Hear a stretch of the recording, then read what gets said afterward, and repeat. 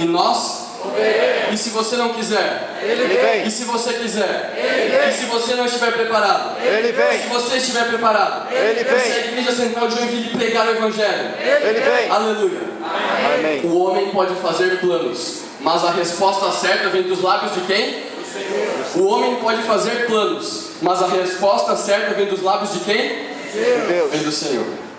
E neste momento, você clamou, você pediu, e Deus vai te responder. Deus vai trazer a resposta certa ao teu coração. Eu confesso para vocês que o sermão de hoje, Deus colocou no meu coração em 2012. Há 3 anos, Deus colocou esse sermão no meu coração, mas ele nunca foi pregado. 3 anos, 2 anos, mas Deus falou comigo, e eu espero que Ele fale com você. Para começar, eu quero contar uma história. Quero contar a história de um pastor. E esse pastor, para sustentar a sua família, durante 30 dias trabalhou. Ele tinha contas para pagar, e durante 30 dias ele trabalhou. E ao final do mês, ao final dos 30 dias, esse pastor vai buscar o seu salário no banco. E ele vai, pega o dinheiro, e quando ele pega o dinheiro e sai do banco, de repente ele é surpreendido por um assaltante. E aquele homem vai e leva todo o seu dinheiro. Aquele pastor ficou indignado, mas ele decidiu trabalhar de novo. Decidiu se esforçar e buscar pagar suas contas novamente. Então por mais 30 dias aquele pastor trabalha. Por mais 30 dias, aquele pastor busca o seu salário. E ao final dos 60 dias, ao final do segundo mês, a mesma coisa acontece. Ele vai ao banco, pega o seu dinheiro e é assaltado. Isso se repete no 3º, no 4º, no 5º, no 6º mês. Isso se repete todos os meses, durante 7 anos. Quantos aqui acreditam que essa história é verídica? Quantos aqui acreditam nessa história? Essa história é verdadeira e ela está na Bíblia. Abra sua Bíblia em Juízes 6.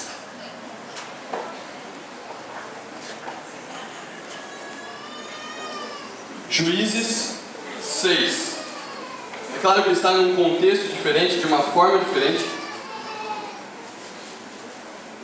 Juízes 6, o versículo 1 ao 6, diz assim: fizeram os filhos de Israel, Juízes capítulo 6, versículo 1, fizeram os filhos de Israel o que era mal perante o Senhor, por isso o Senhor os entregou nas mãos dos midianitas por 7 anos, prevalecendo o domínio dos midianitas sobre Israel, fizeram estes para si, por causa dos midianitas, as covas que estão nos montes, e as cavernas e as fortificações. Porque cada vez que Israel semeava, os midianitas e os amalequitas, como também os povos do Oriente, subiam contra ele. E contra ele se acampavam, destruindo os produtos da terra, até a vizinhança de Gaza. E não deixavam Israel sustento algum, nem ovelhas, nem bois, nem jumentos, pois subiam com seus gados e tendas, e vinham como gafanhotos em tanta multidão, que não se podiam contar, nem a eles, nem aos seus camelos, e entravam na terra para destruir. Assim Israel ficou muito debilitado com a presença dos midianitas. Então os filhos de Israel clamavam ao Senhor.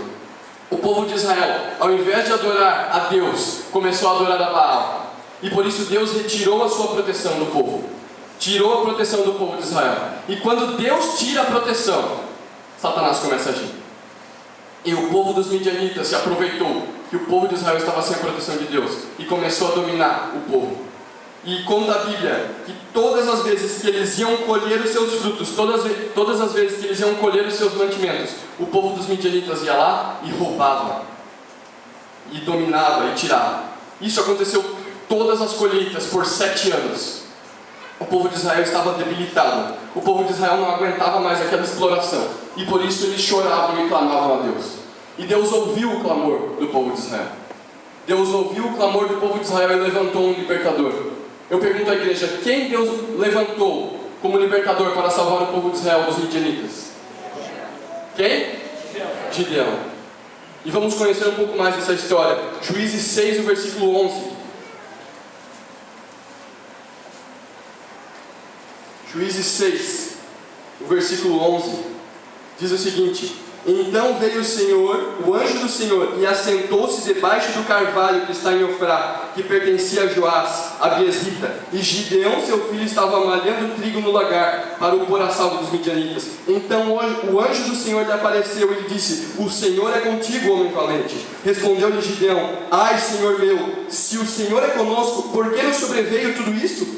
E que é feito de todas as suas maravilhas que os nossos pais nos contaram, dizendo: Não nos fez o Senhor subir do Egito? Porém agora o Senhor nos desamparou e nos entregou nas mãos dos midianitas. Deus chamou Gideão para libertar o povo de Israel. Deus chamou Gideão: eu sei que meu povo está sendo destruído e por isso eu te chamo para você libertar o meu povo. Mas conta a Bíblia que quando Deus chamou Gideão, Gideão duvidou. Gideão perguntou assim: será mesmo que você está do meu lado? Você me chamou como libertador, mas será que é você mesmo? Será que você existe, Senhor? E da mesma forma como Gideão duvidou e não quis aceitar a missão de Deus, da mesma forma muitas pessoas duvidam. Muitas pessoas duvidam da existência de Deus. Muitas pessoas duvidam da presença de Deus. E por isso que rejeitam o chamado de Deus. Deus chamou Gideão, mas ele teve medo, ele teve dúvidas, ele duvidava. E eu tenho certeza que mais de 90% dessa igreja tem dúvidas. Dúvidas até mesmo sobre a existência de Deus. Eu sei disso porque até eu mesmo tive dúvidas. Nasci nessa igreja. Passei por todos os departamentos dessa igreja. Era travesso, jogava, teu irmão Gilberto esses dias colocou no Facebook, jogava futebol com bolinha de boletim no sábado à tarde, ali na quadrinha ao lado. Corria pelos corredores dessa igreja, mas Deus sempre usou pessoas para falar: Jonathan, você tem que ser pastor. Mas eu confesso que mesmo as pessoas dizendo: Jonathan, você tem que ser pastor, eu sempre me esquivei. Eu confesso que eu sempre me esquivei de fazer teologia. E eu me esquivei por causa das dúvidas. Eu tinha 3 dúvidas que me atormentavam, que me angustiavam. 3 dúvidas. E eu tenho certeza que mais de 90% dessa igreja tem ou já teve essas dúvidas, ou vai ter. Mas pela graça de Deus, essas 3 dúvidas nessa manhã serão respondidas. Amém? A minha primeira dúvida era: Deus existe? Eu me perguntava: como que eu vou fazer teologia? Como que eu vou falar de Deus se Deus não existe? Como que eu posso falar de Deus se eu tenho dúvidas sobre a existência de Deus? Eu me perguntava: como que eu vou falar para uma pessoa aceitar que ela pode confiar em Deus, que Deus vai suprir, se eu tenho dúvidas da existência de Deus? Eu me perguntava qual é o sentido da vida se Deus não existe? Eu tenho certeza que muitas pessoas nessa manhã têm dúvidas e por isso que não aceitam o chamado de Deus. Deus está chamando, mas às vezes a pessoa se nega a aceitar. E a minha segunda dúvida era: se Deus existe, qual é a igreja verdadeira? Eu me perguntava: como que eu posso ser um pastor da igreja adventista se eu tenho dúvida que a igreja adventista é a igreja verdadeira? E eu tenho certeza que muitas pessoas nessa manhã têm essa dúvida. Talvez algum texto, um texto fora do contexto. Eu me perguntava: será que a igreja da Assembleia é a igreja verdadeira? Será que os testemunhos de Jeová? Me perguntavam. Eu tenho certeza que muitos nessa manhã têm essa dúvida. E a minha terceira dúvida era: se eu estou na igreja verdadeira, ou se eu achar a igreja verdadeira, se Deus existe, qual é a minha missão? Será que Deus quer que eu seja um pastor? Será que Deus quer que eu seja um advogado? Será que Deus quer que eu seja um engenheiro, um matemático? E isso me angustiava. E eu tenho certeza que essas 3 dúvidas também angustiam muitas pessoas nessa manhã. Mas é impressionante que diante de 3 dúvidas, Deus faz 3 chamados. Diante da dúvida sobre a existência de Deus, Deus faz um chamado. Diante da dúvida da igreja verdadeira, Deus faz um chamado. Diante da dúvida da tua missão, Deus te faz um chamado. E é sobre esses 3 chamados que nós vamos falar nessa manhã. O primeiro chamado está em Apocalipse 14, o versículo 6 e 7. Diante da dúvida da existência de Deus, Deus nos faz um chamado. Apocalipse 6, Apocalipse 14.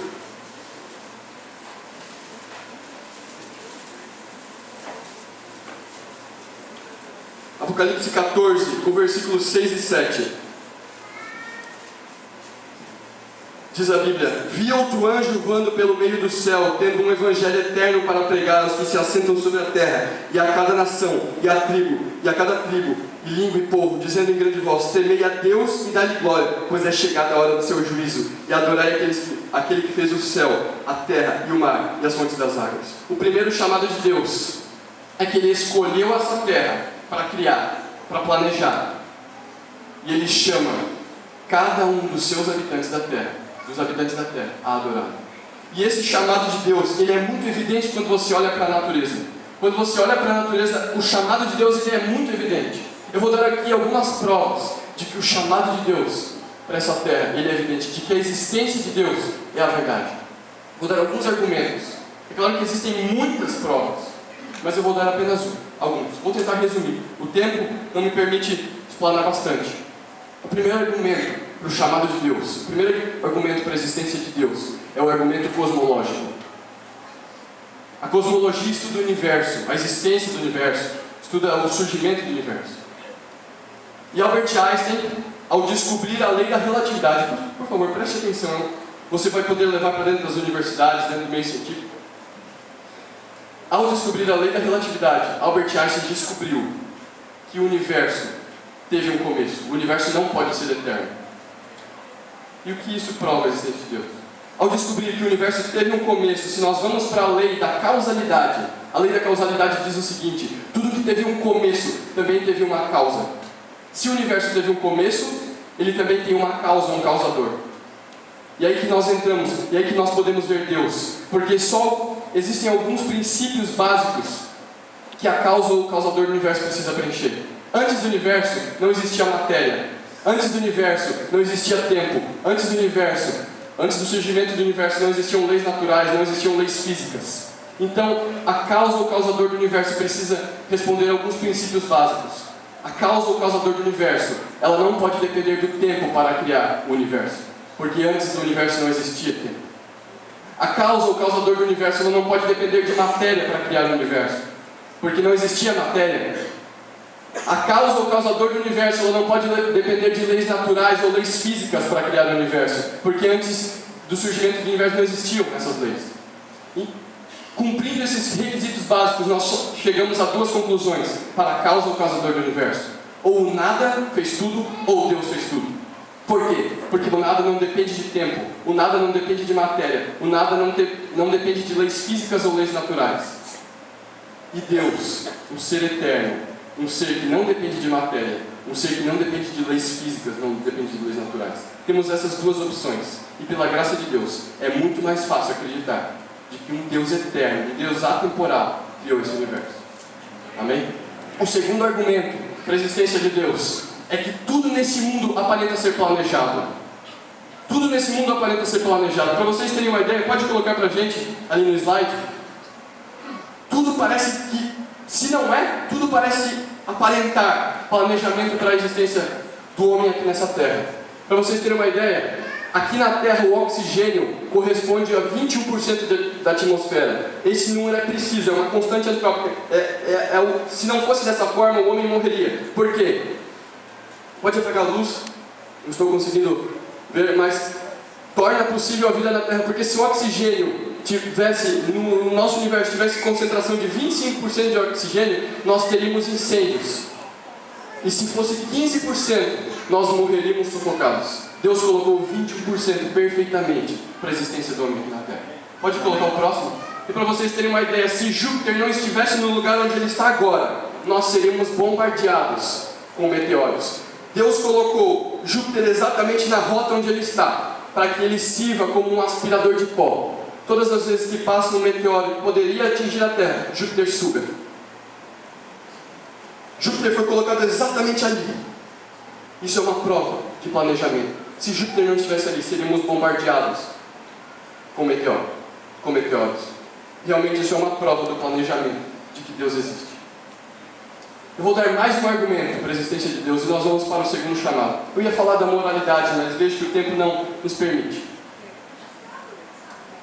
A terceira evidência para a existência de Deus são as antecipações científicas que a Bíblia faz. Para vocês terem uma ideia, os gregos no passado acreditavam que a Terra era sustentada por colunas, ou alguns povos até acreditavam que elefantes sustentavam a Terra. Mas a Bíblia em Jó 26:7 já dizia que a Terra estava sobre o nada. E eu pergunto a vocês, como que Jó sabia que a Terra estava sobre o nada, sendo que todos os outros povos acreditavam que ela era sustentada por colunas, que ela era sustentada por elefantes? Como? Obviamente, um Deus poderoso falou para Jó. Nós temos também diversas práticas de saúde que o povo de Israel tinha e os outros povos não tinham, que só estão sendo descobertas hoje. Realmente, existem provas para a existência de Deus. Existem muitas, mas são complexas, nós precisamos estudar. Não há motivos para dizer que Deus não existe. Ainda temos as profecias do irmão Jó. Eu fico impressionado. Como que Daniel sabia de uma coisa que aconteceu só 400 anos depois que ele morreu? Obviamente, Deus falou a Daniel, Deus falou a Isaías, Deus falou a Jó. Esse foi o primeiro chamado de Deus. Diante da dúvida do homem, da existência de Deus, Deus faz um chamado. Eu quero ler apenas um texto que fala sobre os argumentos que nós podemos ver na natureza. Abra sua Bíblia em Romanos 1:20.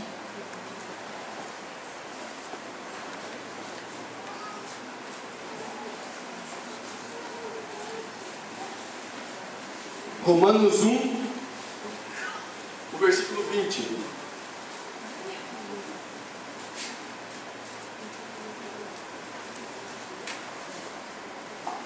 Diz assim: porque os atributos invisíveis de Deus, assim o seu eterno poder, como também a sua própria divindade, claramente se reconhecem desde o princípio do mundo, sendo percebido por meio das coisas que foram criadas. Tais homens são por isso indesculpáveis. As provas de Deus, da existência de Deus, são tão fortes, que os homens são indesculpáveis. Existem muitas mais provas. Procure, Deus vai te responder. É claro que sempre vai ter um pouco da dúvida, porque se não tem dúvida, não tem fé. Mas até os próprios ateus têm dúvida. Até os próprios ateus, os ateus precisam ter mais fé para acreditar que o nada fez o universo. Nós acreditamos que um ser atemporal, que não depende de leis, criou o universo. E agora vamos para o segundo chamado. A minha segunda dúvida era: qual é a igreja verdadeira? Será que a igreja da Assembleia é a igreja verdadeira? Será que os católicos são a igreja verdadeira? Será que os testemunhas de Jeová são a igreja verdadeira? Será que os judeus são a igreja verdadeira?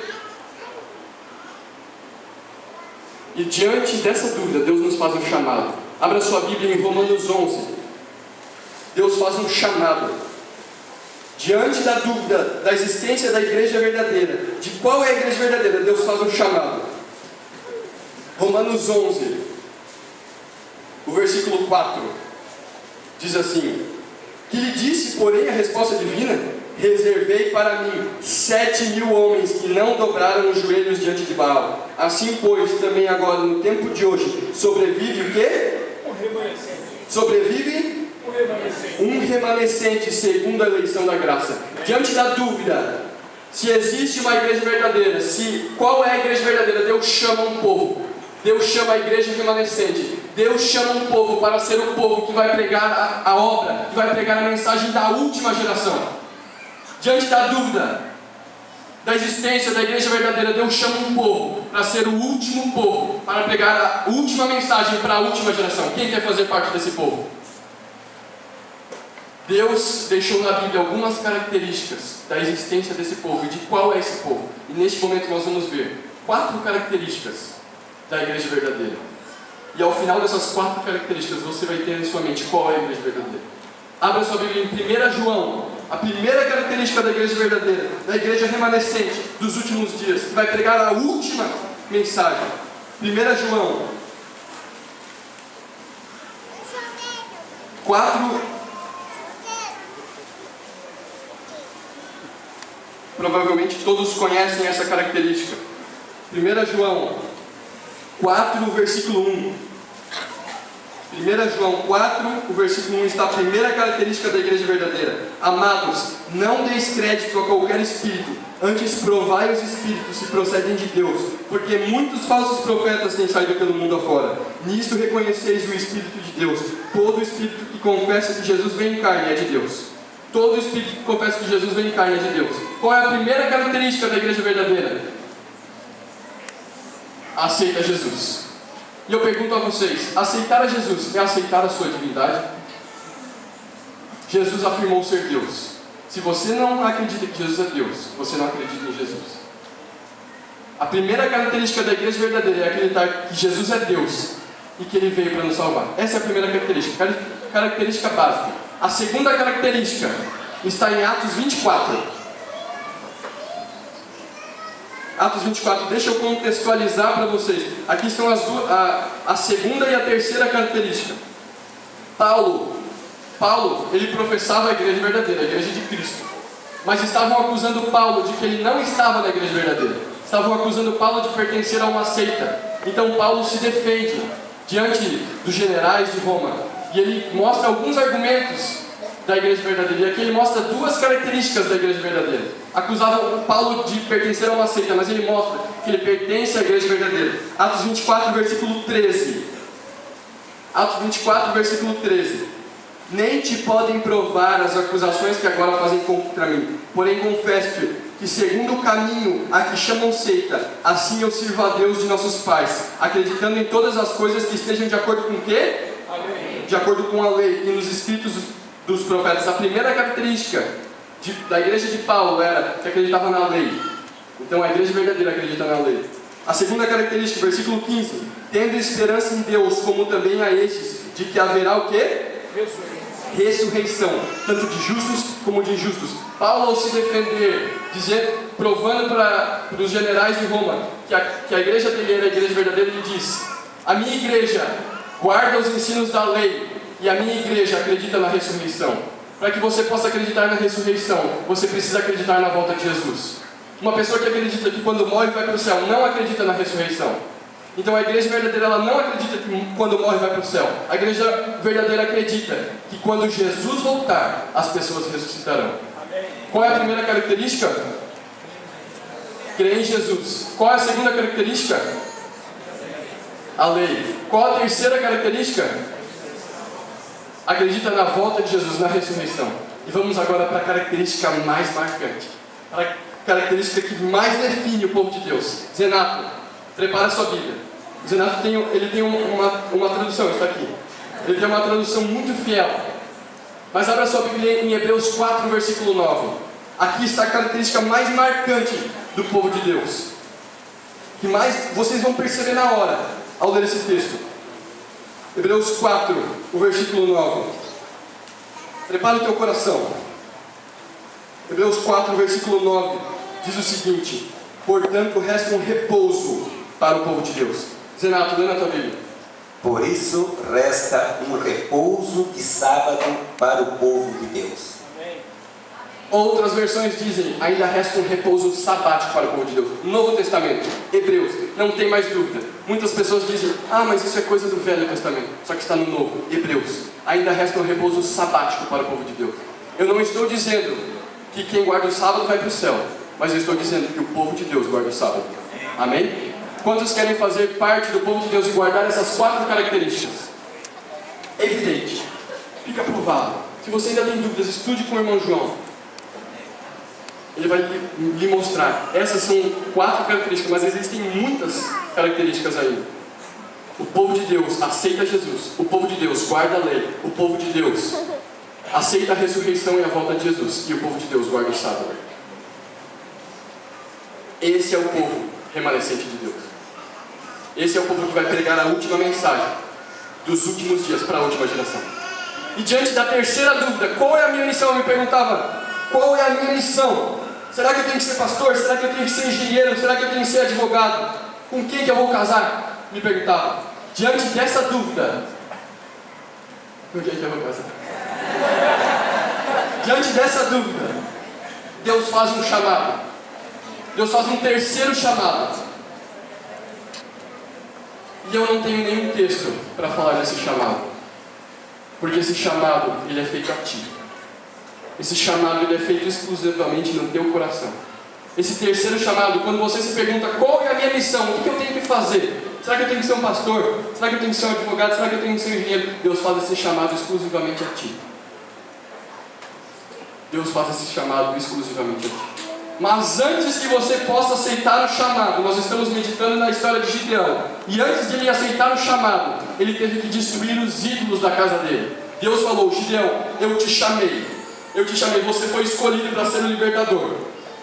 Mas você, antes de ser escolhido, antes de você aceitar o meu chamado, você precisa destruir os ídolos de Baal, porque senão eu não vou poder te usar. Vocês podem ver na história, estou resumindo. Então antes de você aceitar o chamado, Deus faz 3 chamados. Mas antes de você aceitar o chamado, você precisa destruir os ídolos que estão no teu coração. Antes de você aceitar o chamado de Deus, você precisa destruir os ídolos, os pecados acariciados que estão no teu coração.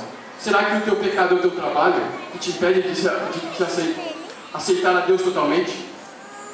Será que o teu pecado são paixões? Será que o teu pecado é fornicação? Eu não sei. Eu sei que eu tinha muitos pecados. Isso me impedia de ouvir o chamado de Deus. E eu ficava me perguntando: Senhor, fala comigo, por favor. Por favor, Senhor, fala para mim o que eu tenho que ser. Mas eu tinha pecado. Então eu confesso, erro. Pensamentos impuros. Isso são ídolos. Ídolos que estão no nosso coração, que nos impedem de ser chamados, de aceitar o chamado. Então, antes de aceitar o chamado de Deus, derrube o ídolo que está no teu coração. Quantos aqui querem derrubar o ídolo que está no seu coração e realmente aceitar o chamado de Deus? E depois que você derrubar o ídolo, Deus vai começar a te provar. Depois que você derrubar o ídolo que está no teu coração, Deus vai começar a te provar. Deus vai começar a dar provas de que Ele existe. Vocês viram aqui, a Ivana contou uma bela história sobre Gideão, sobre as provas que Gideão pediu para Deus e Deus respondeu. Depois que ele derrubou os ídolos, Deus começou a dar provas. Deus ali molhou a lã, depois fez diversas provas para Gideão. E Gideão ficou convicto de que realmente Deus havia o escolhido. Então derrube primeiro o teu ídolo, depois Deus vai te dar provas. E Gideão aceitou. Conta a história que Gideão aceitou o chamado de Deus. E ele foi para a guerra. Deus chamou Gideão para derrotar os midianitas, para libertar o povo. E Gideão foi para ser o libertador. Ele foi. E depois que ele foi, Deus ainda deu mais uma prova. Deus deu mais uma prova. Deus falou assim: Gideão, eu sei que você aceitou o meu chamado, mas eu vou te dar mais uma prova de que eu estou do teu lado. Vai lá no acampamento dos midianitas e você vai ouvir dos próprios lábios de um dos midianitas que você vai vencer a guerra. Da mesma forma, vocês viram o provérbio dele? Da mesma forma como a Paula Albino ouviu do próprio pastor da igreja dela que ela tinha que aceitar a igreja verdadeira, ela tinha que sair daquela igreja e ir para a verdade. Deus vai te confirmar o teu chamado. Quando você aceita, você derruba os teus ídolos e você aceita o chamado, Deus ainda te confirma o chamado. Deus confirmou o chamado do pastor Rafael esse ano, através do Geração 48.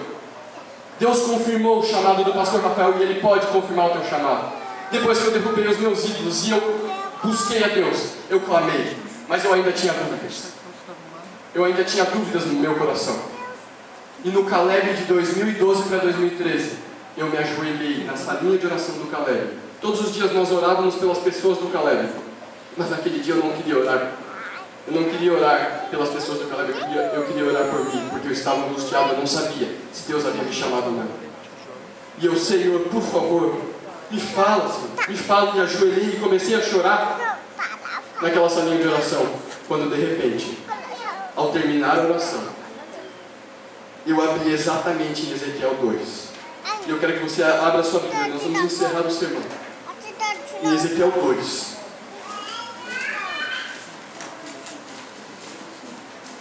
Eu abri exatamente em Ezequiel 2.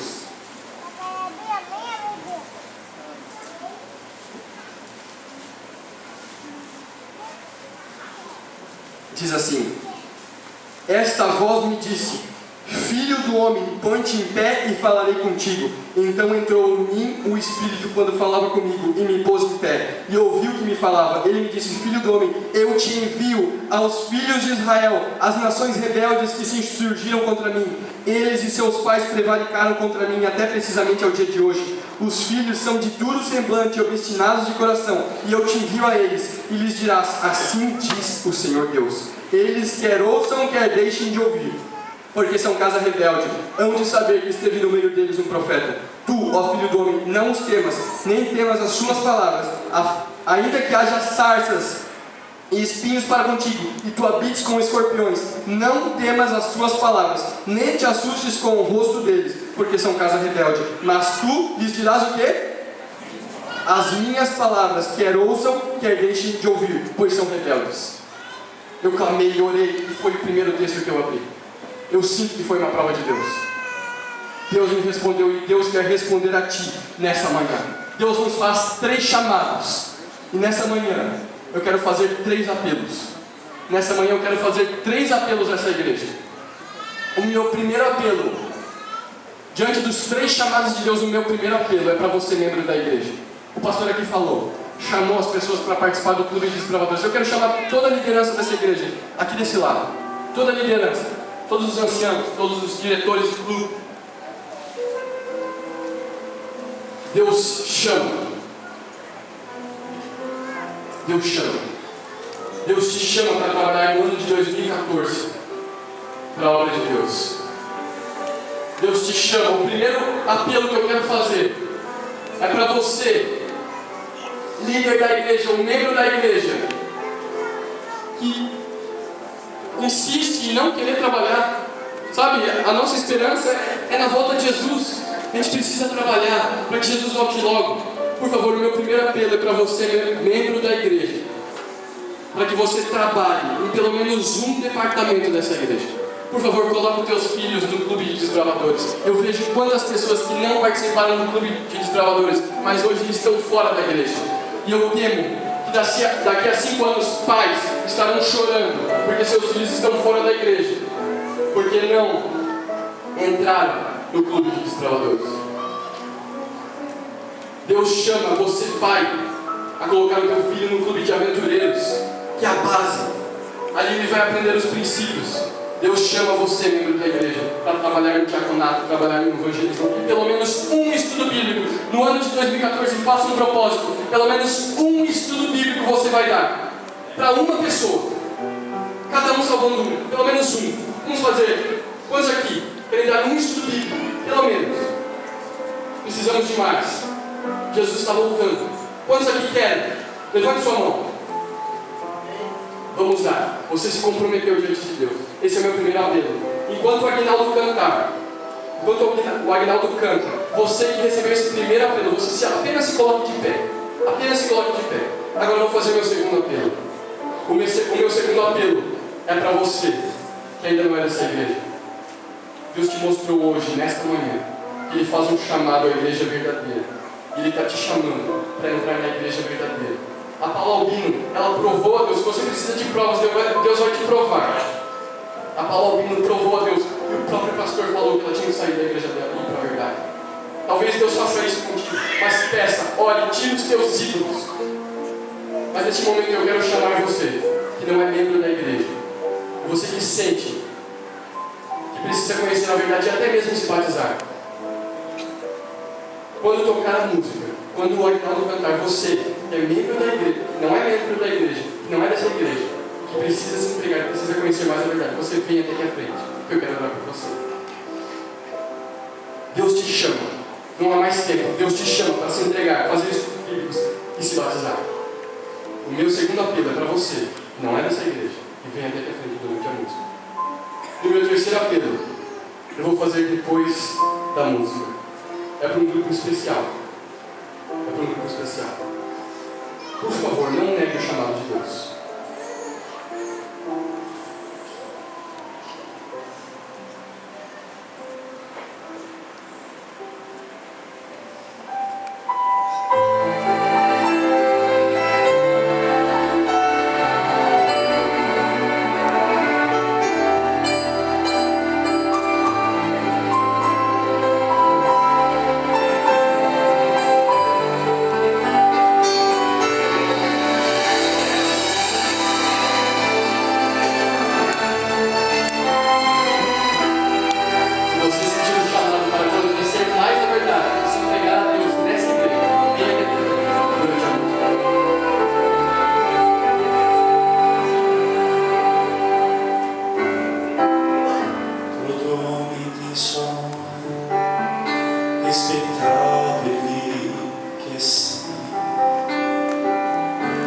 Para ele alguns contos são vitais.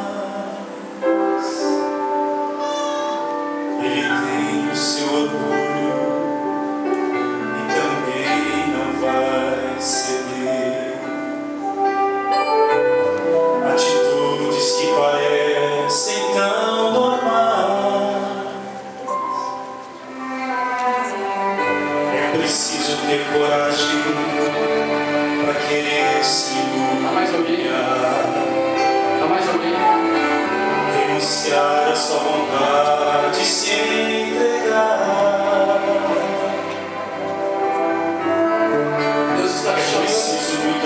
Se alguém do teu lado que não pertence a essa igreja, traz ele aqui na frente. Se alguém do teu lado que não pertence a essa igreja, traz ele na frente. Deus está te chamando para fazer parte da igreja verdadeira. Renunciar o próprio eu é difícil pra valer, muito mais do que se pode imaginar.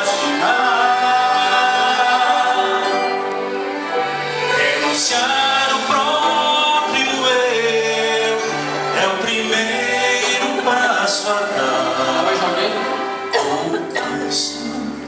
Vamos juntos caminhar. Quem abraça ele? Com Cristo, vamos juntos caminhar.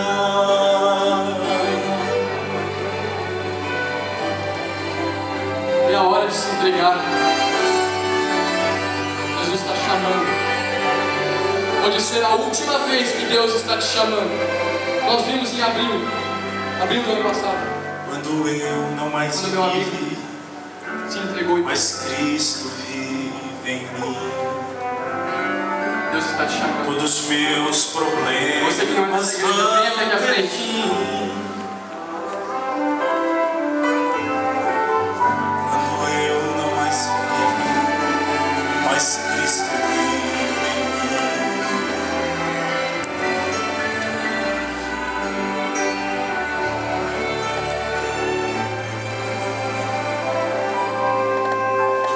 Renunciar o próprio eu é difícil pra valer, muito mais do que se pode imaginar. Renunciar o próprio eu é o primeiro passo a dar. Com Cristo, vamos juntos caminhar. Com Cristo, vamos juntos caminhar. Deus te chama, você, membro da igreja, que quer trabalhar em 2014, se coloque de pé. Você, líder da igreja que ainda não está aqui na frente, Diego, Deus te chama. Deus te escolheu para ser o líder dos jovens de 2014. Vem até aqui na frente. Deus te chama, Diego. Deus escolheu, Deus chama pessoas para trabalhar. E Deus capacitou o Diego para ser o líder de jovens para essa igreja em 2014. Há mais alguém ainda? Há mais alguém ainda que ainda não faz parte dessa igreja, que deseja se entregar? Há mais alguém ainda? Há mais alguém ainda que está afastado, que precisa se batizar? Deus chamou e eles aceitaram, e Deus vai começar a provar na vida deles. Mas agora eu quero fazer um último apelo. Esse apelo é para um grupo específico. Esse apelo é para pessoas que já se entregaram, para pessoas que já são ativas na igreja, mas querem dedicar agora a sua vida totalmente a Deus. Querem dedicar a sua vida para servir inteiramente e trabalhar nesta obra, nesse ministério. Eu quero saber se tem alguém aqui, talvez, que quer ser pastor, alguém que quer se entregar, alguém que quer dizer assim: vem aqui do meu lado, Senhor, eu quero. Senhor, alguém que quer dizer assim: Senhor, eu quero ser pastor, eu quero ser um ministro, eu quero ser um evangelista. Ou alguém que está em dúvida no seu coração, que quer dizer assim: Deus, eu me coloco nas tuas mãos para que tu me prove se eu tenho que ser um pastor ou não. Será que Deus está chamando alguém aqui? Vem do meu lado. Será que Deus está chamando alguém aqui? Vem aqui do meu lado. Há mais alguém? Eu sei que tem. Eu sei que tem mais gente com ele. Borbulhando, o sentimento borbulhando no seu coração para aceitar, para ser pastor. Há mais alguém aqui? Há mais alguém aqui que sente no seu coração que precisa se entregar para a teologia ou trabalhar na igreja de alguma forma? Trabalhar na associação, trabalhar no ministério? Eu sei que tem mais gente. Eu sei que tem mais gente. Talvez as pessoas dizem para você você não tem nada a ver com teologia. Talvez tem pessoas que dizem para você, você não tem nada a ver, você nem parece ser um pastor. Mas se Deus está te chamando, Ele vai te capacitar. Deus não escolhe os capacitados, capacita. Deus não escolhe os capacitados, capacita. E Ele te chama. Tira os ídolos da tua vida. Prova a Deus. Prova a Deus. Ele vai falar. Ah, mais alguém? Às vezes você pode pensar, poxa, mas eu já tenho família, eu já tenho 40 anos, eu já tenho 30 anos, e eu estou sentindo esse chamado, mas deve ser coisa da minha cabeça. Deus está te chamando. Quantas pessoas que abandonaram tudo, riquezas, para ser líder, para ser um pastor. Quantos profetas na Bíblia abandonaram tudo para ir onde Deus mandava, para ir onde Deus manda. Há mais alguém aqui? Há mais alguém que deseja fazer teologia e se entregar totalmente? Deus está te chamando. E para terminar, se há mais alguém, vem. Para terminar, eu quero ler um texto que está em 1 Coríntios. Um texto. Deixa eu conferir daqui. 1 Coríntios, versículo 15. E diz assim, quero ler com vocês. 15, versículo 19. Se a nossa esperança em Cristo se limita apenas a esta vida, somos os mais infelizes de todos os homens. Talvez você pense, eu não vou trabalhar esse ano na igreja porque eu tenho muito trabalho para fazer. Eu tenho faculdade e eu não posso, eu estou em ano de vestibular, eu não posso. Mas se a nossa esperança se limita apenas a essa vida, nós somos os mais infelizes dessa terra. Sabe, a tua esperança, o teu primeiro lugar tem que ser para pregar a volta de Jesus. Se a nossa esperança se limita apenas a essa vida, nós somos os mais infelizes de todos os homens. Mas nós não somos os mais infelizes de todos os homens, porque nós temos a esperança da volta de Jesus, e pela honra e glória de Deus, nós vamos no ano de 2014 aceitar os 3 chamados de Deus: se entregar totalmente, se batizar, aceitar a igreja adventista. Nós vamos trabalhar mais para a causa de Deus, todos vão dar um estudo bíblico pelo menos.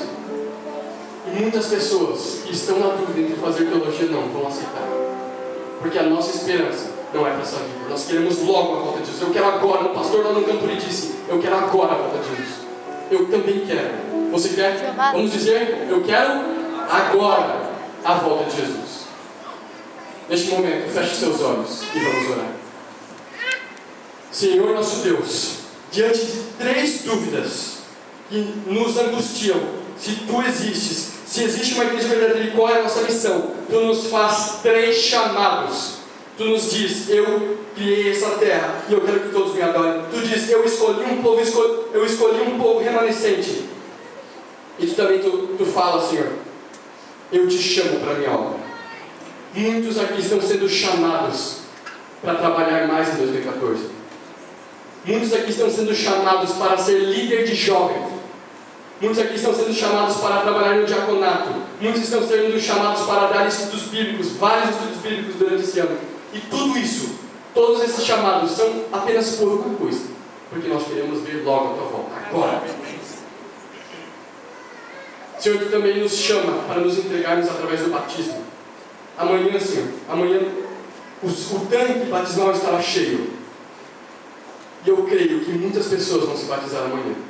Que o Senhor possa tocar no coração dessas pessoas. Senhor, Tu também nos chama alguns dessa igreja para serem pastores. Dê força para eles, dê as respostas necessárias para que eles se entreguem totalmente. E por fim, Senhor, nós queremos o Teu último chamado, que vai ser aquele chamado lá no céu. O Teu último chamado, que vai ser o chamado para a eternidade.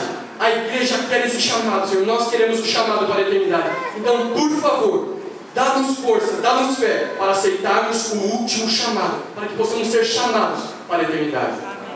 É isso que te pedimos.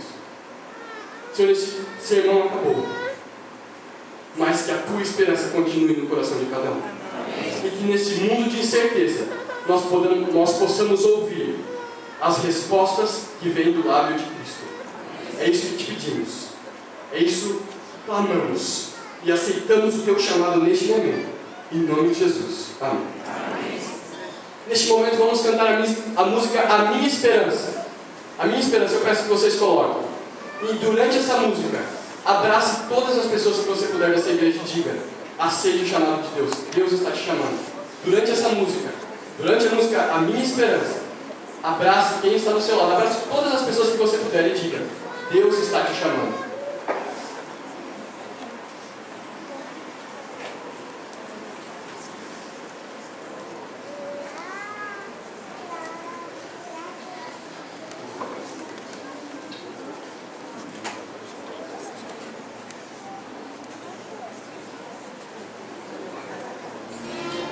Abrace todas as pessoas que você puder e diga: Deus está te chamando.